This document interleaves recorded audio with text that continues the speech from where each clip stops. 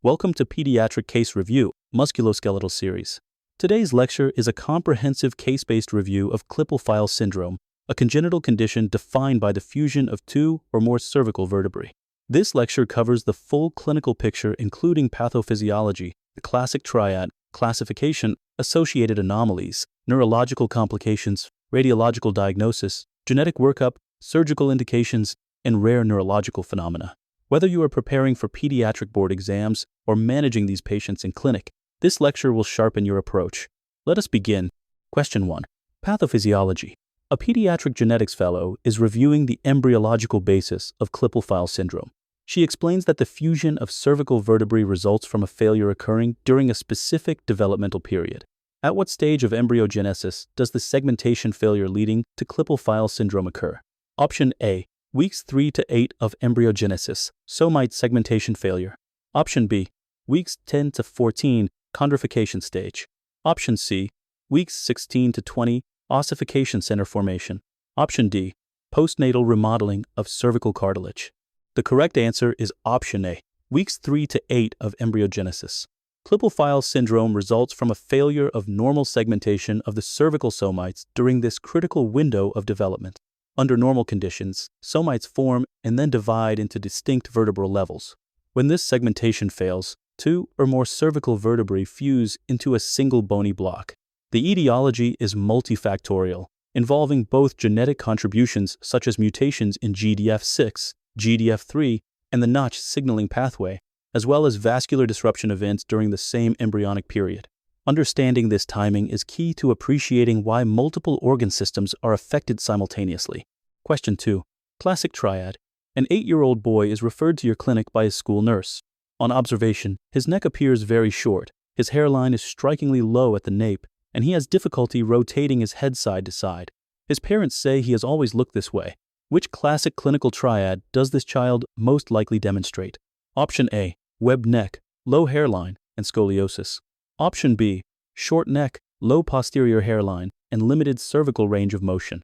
Option C. Short neck, high arch palate, and hearing loss. Option D. Torticollis, cervical pain, and limited neck extension. The correct answer is option B. Short neck, low posterior hairline, and limited cervical range of motion. This is the classic triad of Klippel Feil syndrome, first described by Klippel and Feil in 1912. However, an important clinical pearl is that this full triad is present in only approximately 50% of affected patients. The short neck results from a reduced number of functional cervical segments. The low posterior hairline occurs because the skin and underlying muscles are pulled downward by the fused vertebral mass. The limited range of motion, especially rotation and lateral flexion, is a direct mechanical consequence of vertebral fusion. Absence of the full triad does not exclude the diagnosis. Question 3. Classification. During a radiology conference, attendees are reviewing cervical spine x-rays of 3 children with Klippel Feil syndrome. The radiologist asks the residents to classify the cases using the Samardzi's classification system. According to the Samardzi's classification of Klippel Feil syndrome, which type describes non-contiguous multilevel fusions? Option A. Type 1, single-level fusion. Option B. Type 2, contiguous multilevel fusions. Option C. Type 3, non-contiguous multilevel fusions. Option D. Type 4, occipitocervical fusion. The correct answer is option C. Type 3, non-contiguous multilevel fusions. The Samardzi's classification divides Klippel Feil syndrome into 3 types based on the pattern of vertebral fusion on imaging. Type 1 is a single-level cervical fusion. Type 2 is contiguous multilevel fusion, where all fused vertebrae are adjacent to one another. Type 3 is non-contiguous multilevel fusion, where separate blocks of fused vertebrae exist with normal vertebrae in between.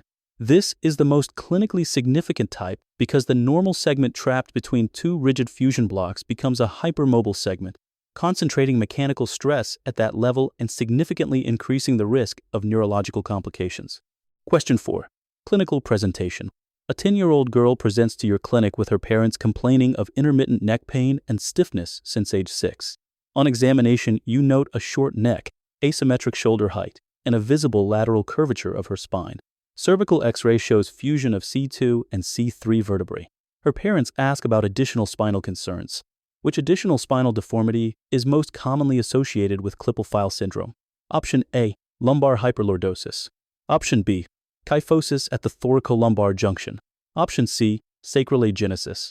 Option D, scoliosis, present in up to 60% of Klippel Feil Syndrome cases. The correct answer is option D, scoliosis. Scoliosis is the most common associated spinal deformity in Klippel Feil Syndrome, affecting approximately 60% of patients. It can be congenital in origin due to hemivertebrae or unequal vertebral segments, or it can be compensatory, developing as the spine tries to balance around the rigid fused blocks. Scoliosis may worsen with growth and therefore requires regular surveillance, typically with annual X-rays. Other important associated spinal findings include springal deformity, which is an elevated scapula seen in approximately 30% of cases, cervical instability at hypermobile segments, and spina bifida occulta. Question 5. Associated anomalies. During a well-child visit, you examine a 6-year-old boy known to have Klippel Feil syndrome. His mother mentions he failed his school hearing screening twice. You also note left-sided flank fullness. Lab urinalysis reveals microscopic hematuria. Which two organ systems are most importantly screened for associated anomalies in all Klippel Feil syndrome patients? Option A, cardiac system and ophthalmologic system. Option B, renal system and auditory system. Option C, hepatic system and pulmonary system. Option D, hematologic system and endocrine system. The correct answer is option B, the renal system and the auditory system. Renal anomalies are present in approximately 35% of Klippel Feil syndrome patients. The most common is unilateral renal agenesis, but horseshoe kidney and duplicated collecting system are also seen. All Klippel Feil syndrome patients must be screened with a renal ultrasound at diagnosis. Hearing loss affects up to 30% of patients and can be sensorineural due to inner ear malformations or conductive due to middle ear ossicle fusion. All patients should undergo formal audiological evaluation.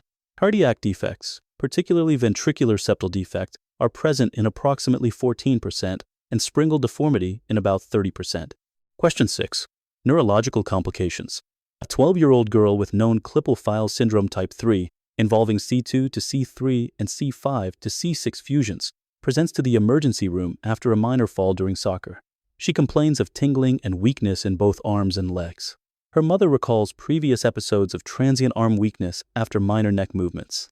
What is the most significant neurological complication risk in this patient, and what anatomical mechanism underlies it? Option A, brachial plexus avulsion due to direct trauma. Option B, atlantoaxial rotatory subluxation causing cranial nerve palsy. Option C, cervical myelopathy due to hypermobility at unfused segments between fusion blocks. Option D, syringomyelia due to Chiari malformation compression. The correct answer is option C, cervical myelopathy due to hypermobility at unfused segments between fusion blocks. In Klippel Feil syndrome type 3, non-contiguous fusions create a hypermobile segment sandwiched between two rigid fused blocks. This segment bears excessive mechanical stress with every neck movement, leading to accelerated disc degeneration and spinal stenosis. Over time, this causes cord compression and myelopathy, presenting as upper and lower motor neuron signs, myelopathic hand, and gait disturbance. A critical point is that even minor trauma, such as a fall during sport, can precipitate an acute cord injury in these patients. This is why contact sports and high-risk activities must be carefully restricted in patients with documented instability. Question 7. Cardiac associations. A 4-year-old girl is referred by her pediatrician to a pediatric cardiologist after being diagnosed with Klippel Feil syndrome on cervical X-ray. On auscultation, a grade 3 out of 6 harsh pansystolic murmur is noted at the left lower sternal border. An echocardiogram is ordered. Which cardiac anomaly is most commonly reported in association with Klippel Feil syndrome? Option A, ventricular septal defect. Option B, tetralogy of Fallot. Option C, bicuspid aortic valve. Option D, complete atrioventricular canal defect. The correct answer is option A, ventricular septal defect. Congenital heart defects are found in approximately 14% of Klippel Feil syndrome patients, and ventricular septal defect is the most commonly reported cardiac anomaly. The likely explanation is the shared developmental timing of cardiac septation and cervical somite segmentation, both of which occur between weeks 4 and 8 of embryogenesis. Other reported cardiac anomalies include atrial septal defect, dextrocardia, and coarctation of the aorta. Because of this association, all newly diagnosed Klippel Feil syndrome patients should undergo cardiac evaluation, including a thorough history, physical examination, and echocardiogram. Question 8. Radiological diagnosis. A 7-year-old boy with a short neck and limited cervical motion undergoes cervical spine imaging. The radiologist describes fusion of C2 and C3 vertebrae with a wasp-waist appearance and narrowing of the disc space between the fused levels. Plain X-ray was the initial imaging, and in magnetic resonance imaging scan is now requested. What is the characteristic radiological finding on plain X-ray that confirms vertebral fusion in Klippel Feil syndrome? Option A. Anterior wedging of vertebral bodies, similar to Scheuermann disease. Option B. Scalloping of posterior vertebral bodies. Option C. Increased atlantodental interval greater than 5 millimeters. Option D. Fusion of vertebral bodies with loss of disc space and block vertebra appearance. The correct answer is option D. Fusion of vertebral bodies with loss of disc space and block vertebra appearance. The classic plain X-ray finding in Klippel Feil syndrome is the block vertebra, where 2 or more vertebral bodies are fused with complete loss of the intervertebral disc space. The wasp-waist sign or hourglass sign refers to narrowing at the level of the fused disc, giving the fused block a characteristic shape. Fusion of posterior elements, including spinous processes and laminae, can also be seen. Plain X-ray with anteroposterior, lateral, and flexion-extension views is the initial screening modality. Computed tomography gives the best bony detail and posterior element evaluation, while magnetic resonance imaging is essential for assessing the spinal cord, discs, and ligaments. Question 9. Springal deformity. A 9-year-old boy with Klippel Feil syndrome is referred for evaluation of asymmetric shoulder height. On examination, the left scapula is elevated and medially rotated. Left shoulder abduction is limited to 90 degrees. X-ray reveals an omovertebral bone connecting the left scapula to the C5 vertebra. What is this associated finding called, and approximately what percentage of Klippel Feil syndrome patients are affected? Option A. Klippel-Trenaunay syndrome, approximately 10%. Option B. Springal deformity, approximately 30% of Klippel Feil syndrome patients. Option C. Pterygium colli, approximately 45%. Option D. Congenital muscular torticollis, approximately 20%. The correct answer is option B. Springal deformity, affecting approximately 30% of Klippel Feil syndrome patients. Springal deformity occurs due to failure of normal caudal migration of the scapula during fetal development. Normally, the scapula descends from the neck region to its thoracic position between weeks 9 and 12 of gestation. When this migration fails, the scapula remains elevated and medially rotated.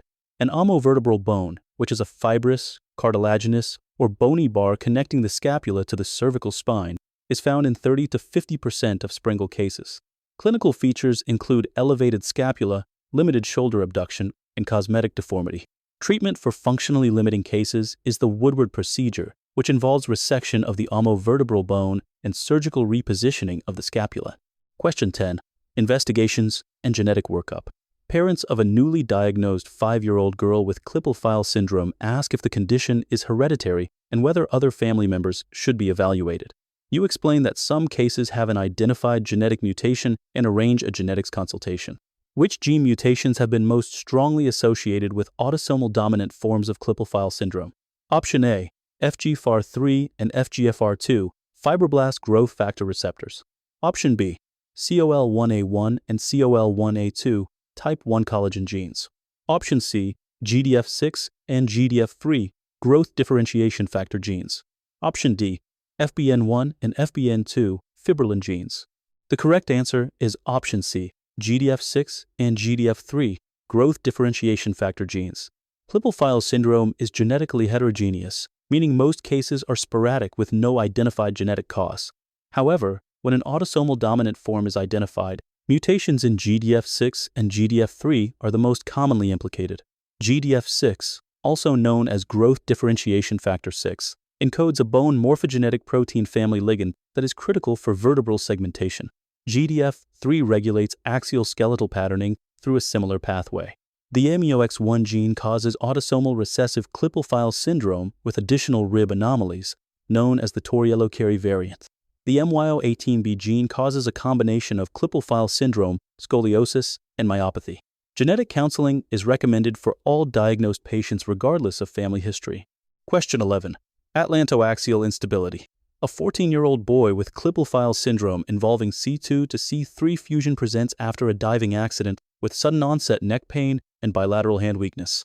Lateral cervical X-ray reveals an increased atlantodental interval. His parents ask if sports participation can resume after recovery. What is the upper limit of the normal atlantodental interval in children, and what finding on flexion extension X-ray warrants restriction from contact sports? Option A, normal atlantodental interval 5 mm or less in children.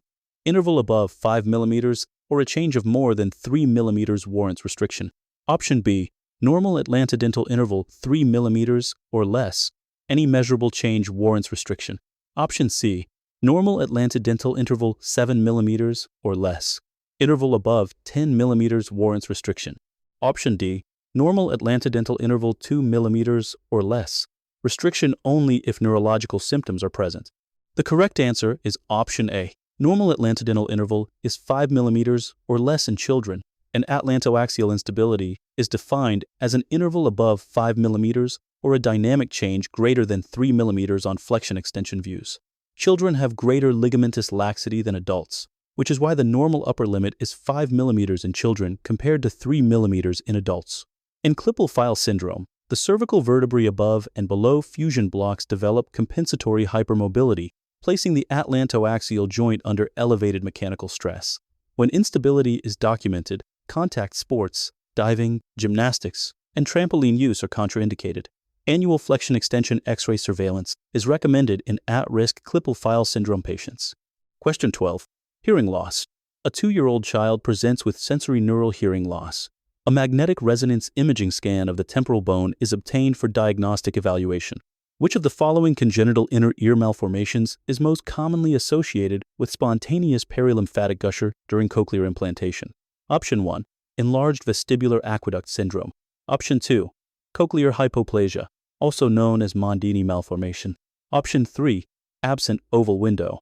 Option 4. Semicircular canal aplasia or dysplasia. The correct answer is option 4. Semicircular canal aplasia or dysplasia. Semicircular canal aplasia or dysplasia is the most commonly reported inner ear malformation in Klippel Feil syndrome. Sensory neural hearing loss is present in approximately 30% of Klippel Feil syndrome patients and is the most common type. Conductive hearing loss is also possible, caused by ossicle fusion or middle ear malformation. All Klippel Feil syndrome patients should undergo formal audiological evaluation at diagnosis and periodically thereafter. Management depends on the type and severity of hearing loss and may include hearing aids or cochlear implantation.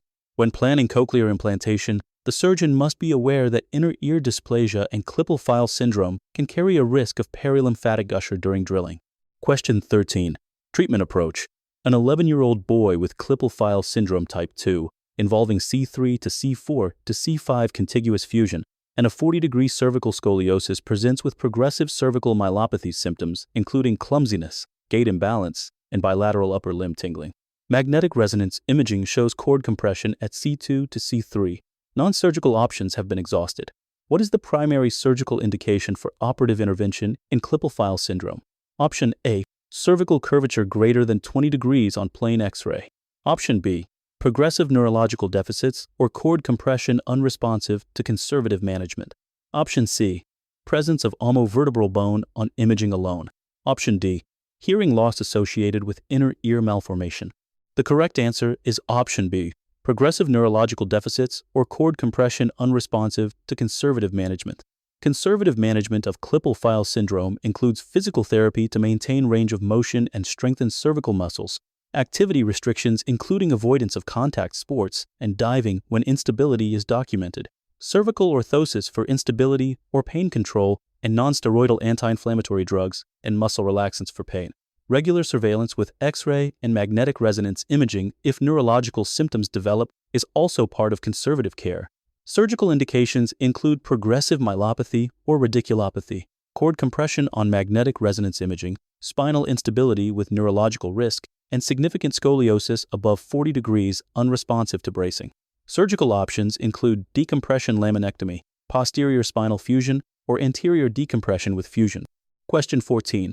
Synkinesia. A 9-year-old girl with Klippel Feil syndrome is noted by her parents to mirror movements in both hands. When she flexes the fingers of her right hand voluntarily, the left hand flexes simultaneously and involuntarily. Neurological examination shows preserved strength and sensation. No magnetic resonance imaging cord signal abnormality is found. What is this neurological phenomenon called? And how is it best explained in the context of Klippel Feil Syndrome? Option A, asterixis due to cerebellar pathway disruption. Option B, myoclonus due to focal cortical irritability. Option C, synkinesia, also called mirror movements, due to abnormal ipsilateral corticospinal tract decussation or incomplete pyramidal tract crossing. Option D, chorea, due to basal ganglia involvement from cord tethering. We would like to take a moment to share an exciting opportunity with you. If you are finding these lectures valuable, you will love our pediatric case review community on Patreon. All videos are organized by system, so you can access any pediatric topic instantly, anytime, in one structured library. All presentation slides are available as photos, so you can read through them, review the cases, and practice all questions at your own pace. The community is filled with case-based questions for every condition, ideal for exam preparation and building clinical confidence. If you want to know how to join and get all the details, simply comment below in this post, and we will personally message you with everything you need. And that brings us to the end of today's lecture on Klippel Feil Syndrome. Let us briefly summarize the key takeaways. The classic triad of short neck, low posterior hairline, and limited range of motion is present in only about 50% of patients. The condition arises from somite segmentation failure during weeks 3 to 8 of embryogenesis. All patients must be screened with renal ultrasound, formal audiology assessment, and cardiac echocardiogram. Type 3 Klippel Feil syndrome carries the highest neurological risk due to hypermobile segments between non-contiguous fusion blocks. Surgery is indicated for progressive myelopathy or cord compression that does not respond to conservative management. Genetic counseling should be offered to all patients, with particular attention to GDF6, GDF3, and MUX1 gene testing. If you found this lecture helpful, please follow the Pediatric Case Review channel for more case-based musculoskeletal and pediatric lectures. If you have any questions or comments, drop them below. We read every single one. Thank you for watching.